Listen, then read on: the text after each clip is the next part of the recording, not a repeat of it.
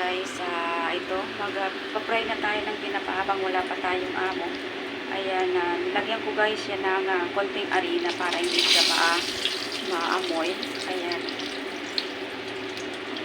$10 yan guys, dalawa. $5 ang isa.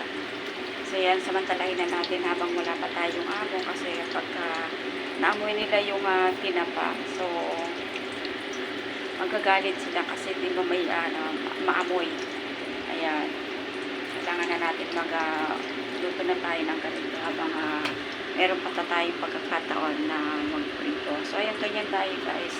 Kailangan kapag wala yung amo, kailangan natin magmadali magluto kung ano yung gusto natin lutuin para nakainin na lang natin kapag wala sila. Kayo guys, ganyan din ba kayo? So, kanya-kanyang diskarte ka mga OFW, ganyan lang guys.